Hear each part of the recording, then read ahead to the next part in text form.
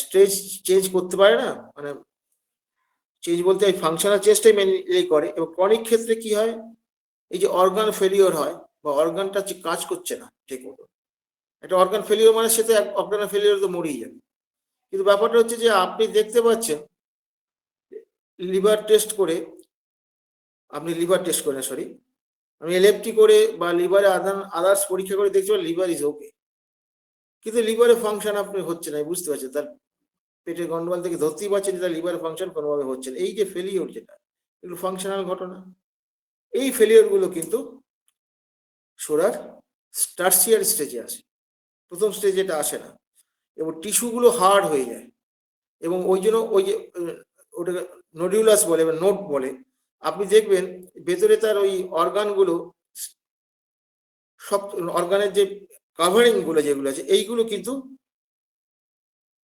Hard হয়ে যাবে, hard হয়ে যাবে। এই যে চেঞ্জগুলো যেগুলো হচ্ছে এগুলো সব কিন্তু সুপারফিশিয়াল লেভেলে এই চেঞ্জগুলো হবে। হার্ড হলে পরে যেমন হার্টের যদি পেশির ইয়েটা হার্ড হয়ে যায়, তাহলে তাতে ইলাস্টিসিটি নষ্ট হয়ে যাবে। ইলাস্টিসিটি নষ্ট হলে আপনার অবস্থাটা কি হবে বুঝতে পারছেন, হার্টের মুভমেন্টটা গন্ডগোল হয়ে যাবে। যদি এটা খুব খুব দূর পর্যন্ত এগোয় না, ফলে সোরা তবু মন্দের ভালো, মন্দের ভালো। তাহলে সোরা নিয়ে এইটা প্রাইমারি, সেকেন্ডারি, টার্সিয়ারি। কেন প্রাইমারি, সেকেন্ডারি, টার্সিয়ারি আমাদের জানা দরকার, লাস্ট টাইম একটু বলবো, এখন বলবো না।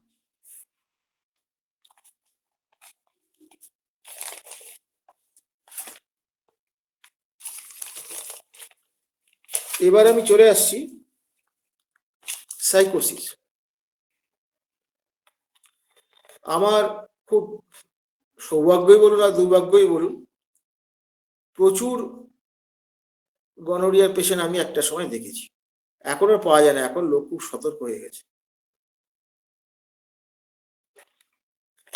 গত কয়েক বছর একটা পাইনি, সাপ্রেশন পেয়েছি, সাপ্রেস করে আমার কাছে এসছে, ডাইরেক্ট একদম গনোরিয়া নিয়ে এসছে, এরকম ঘটনা ইদানিং আর আমি বহু বছর পাইনি।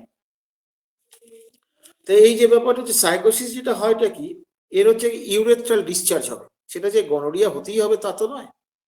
সাইকোসিসের ক্ষেত্রে ইউরেথ্রাল ডিসচার্জ, সেটা কি হবে, ঠিক হবে ইওলিস গ্রিন। এই যে ইওলিস গ্রিন আপনি ডিসচার্জের কালারটা যেটা দেখতে পাচ্ছেন, হ্যাঁ, বা ব্রাউন কালার দেখতে পাচ্ছেন, এই কালার গুলো কিন্তু হচ্ছে সব সাইকোসিস। আরেকটা হচ্ছে খুব বৈশিষ্ট্য হচ্ছে কি না, ফিস গ্রিন ওডোর, আষ্টে গন্ধ, আর হচ্ছে মাস্টি ওডোর। মাস্টি ওডোর মানে কিরকম, বর্ষাকালে ভ্যাপসা গরম হয় না, একটা ভ্যাপসা গন্ধ থাকে না ড্রেনের ধারে ইয়ের ধারে, ওই যে ভ্যাপসা গন্ধ, বা যে ঘরটা বহুদিন বন্ধ আছে, এই ভ্যাপসা মাস্টি ওডোর, এইগুলো কিন্তু সাইকোসিসের আন্ডারে পড়ে। এইগুলো কিন্তু পেশেন্ট কিন্তু তার মেন্সের ইয়ের ক্ষেত্রে পিসি ওডোর বলে, তো পিসি ওডোর বলে। তো আমরা যখন একটা ন্যাট্রামিওর দিতে যাচ্ছি একটা পেশেন্টের, ধরুন একজন মহিলা পেশেন্টের, সে যখন বলছে যে আমার মাসিকটা খুব আষ্টে গন্ধ মারাত্মক হয়, তখনই আমরা বুঝতে পারছি এই ন্যাট্রামি আর নাই, এবারটা চলে গেছে মেডোতে চলে গেছে। এইগুলো তো গল্প তো আপনার আগেই করছি, ন্যাট্রাম কি করে মেডোতে যায়।